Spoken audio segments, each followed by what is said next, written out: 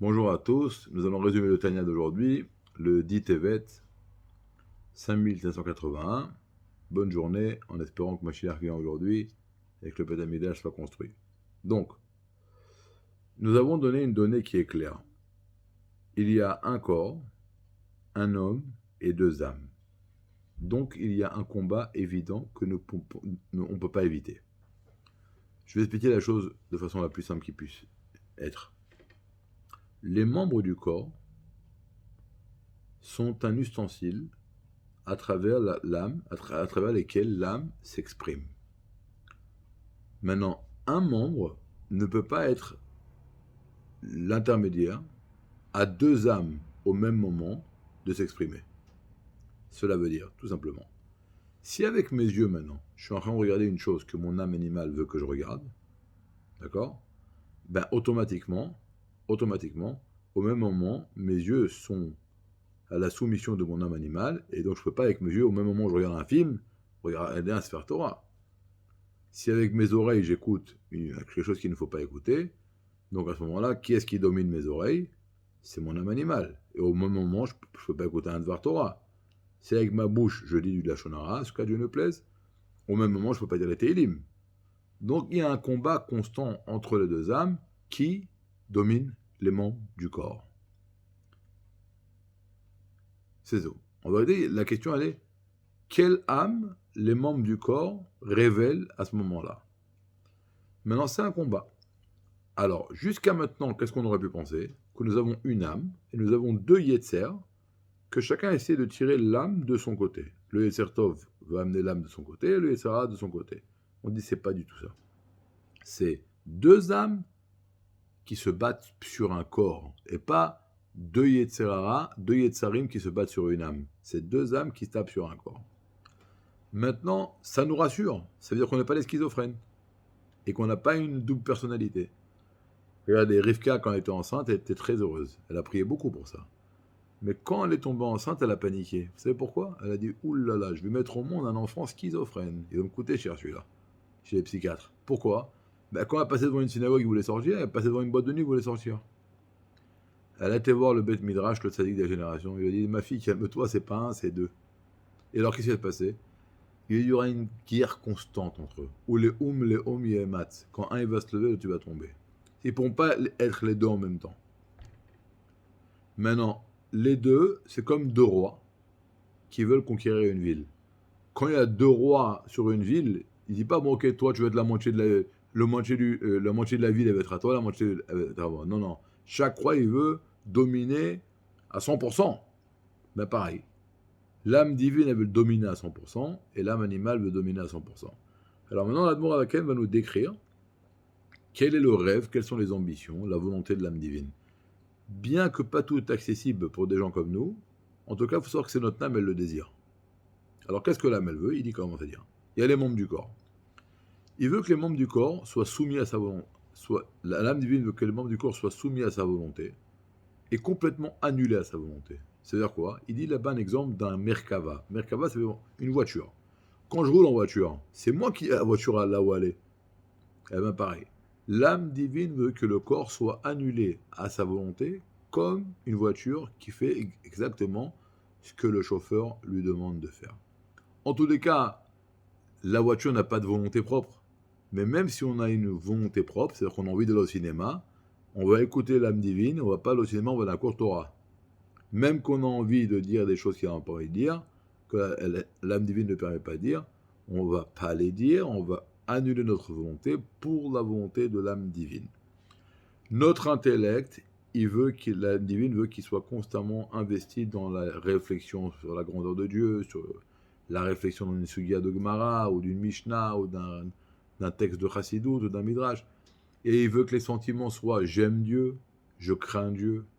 Une fois, il y a un grand tzaddik, on lui a donné un poisson, on lui a demandé est-ce qu'il aime le poisson.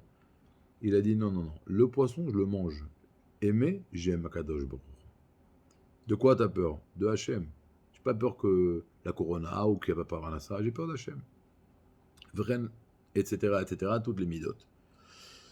Maintenant, il faut savoir une chose. L'âme animale, elle a une forte, elle a une pulsion, elle a une force de désirer les choses avec beaucoup de ferveur, très très fortement. Ça s'appelle en hébreu koach hamitave, c'est la ta'ava. Ta'a, c'est le plaisir, mais avec une grande force. Maintenant, ce koach hamitave là, s'il s'habille dans des choses négatives, les choses négatives en hébreu, ça s'appelle tsiurim raim, des mauvais desseins. De là vient la racine du mot yetzera. Mais ce koach hamitave, cette force de désirer les choses fortement que l'âme animale a, on peut la canaliser dans la sainteté. On le dit tous les matins. Tu aimeras Dieu. Bechol levafra. En hébreu, c'est de tout tes cœurs. Si on aurait ton sur te lipra au singulier. Le Rashi dit sur le roi, Beshne et Tirera. C'est-à-dire quoi? Il faut prendre cette force-là, le koach hamitave, qui est habillé dans les tavos de ce monde-là, dans les jouissances du monde matériel, les sortir de là-bas et les canaliser dans la kedusha. C'est un travail, il faut méditer, il faut réfléchir. Par exemple, Resh Lakish, quand il a sauté le fleuve, parce qu'il croyait que Rabbi Yochanan ben Zakkai était une femme, jolie, et là Rabbi Yochanan ben Zakkai le voit, qu'est-ce qu'il lui a dit? Il lui a pas dit Racha, idiot, il lui a dit ta force, elle est extraordinaire. T'as sauté tout le jour-là, mais cette force-là, mets-la dans la Torah. Il est devenu Rabbi Shimon ben Lakish, il a écouté Rabbi Yochanan ben Zakkai. Il a pris cette force-là dans la Torah. Beshne Yetzirera. Pour arriver à ça, alors c'est tout simplement, tout vient, cette envie de tirer profit du monde matériel, ça vient de ce qu'on appelle dans l'âme animale, on a dit qu'on a 4 fondements, le feu, et l'eau, et la poussière, et le vent. D'accord? Et on dit que c'est quoi l'eau? C'est les ta'anugim. S'il n'y aurait pas d'eau dans le monde, il n'y aurait rien, il n'y aurait pas de vache, il n'y aurait pas de blé. Donc tous les plaisirs de ce monde viennent de l'eau. Dans notre âme animale, nous avons de l'eau. Et cette eau-là, c'est le ta'anouk qu'on a, la jouissance dans le monde matériel. Alors, si on va développer une jouissance pour Akadosh Baruch Hu, pour la Torah, pour les mitzvot, pour cette jouissance-là dans le cœur, elle va remplir le cœur, le côté droit, où l'âme animale, l'âme divine se dévoile. Ça va tellement se remplir que ça va déborder. Ça va être dans le côté gauche, où là-bas, c'est le QG de l'âme animale. Et donc, ce ta'anoug-là dans la Torah, dans les mitzvot, cette jouissance dans Akadosh Baruch Hu, va prendre la jouissance de l'âme animale, va la transformer, que l'âme animale va arrêter de jouir à travers des plaisirs matériels de ce monde, elle va commencer à jouir de l'Akdusha. L'âme divine veut également que notre bouche dit que des mots Torah, que les oreilles entendent que des mots Torah, qu'on voit que des choses bien. Ça, c'est sa volonté. Maintenant, qu'est-ce que le Yetzirah veut? Ben, il veut le contraire. Mais là, à notre grande stupéfaction, le Admour Avoken dit attention. C'est comme un roi qui veut tester son fils. Qu'est-ce qu'il prend? Il prend une femme, là-bas il ramène le nom d'une prostituée, il la paye, il dit va mon fils et fais-le tomber. Mais quand elle y va voir le fils, elle veut pas qu'il tombe. Parce qu'elle sait que la volonté du roi c'est qu'il tombe pas. Donc elle veut pas qu'il tombe. Et là, qu'est-ce qui va se passer? Quand je suis con, et donc pourquoi là elle fait ça cette fille? Elle fait ça d'abord pour me tester, et quand je vais surmonter l'épreuve, je vais m'élever. Il faut savoir que lorsque nous avons une épreuve et qu'on la surmonte, on s'élève. Dès qu'on va être conscient, quand le Yetzirah nous propose de faire une chose qui est contre la volonté d'Hachem, lui-même il n'est pas intéressé à ce qu'on le fasse. Et lui-même il veut qu'on le surmonte. Alors je suis bête de le faire. Je suis imbécile. Donc, on va résumer. Il y a une guerre constante. Une âme, un corps, un homme, 2 âmes.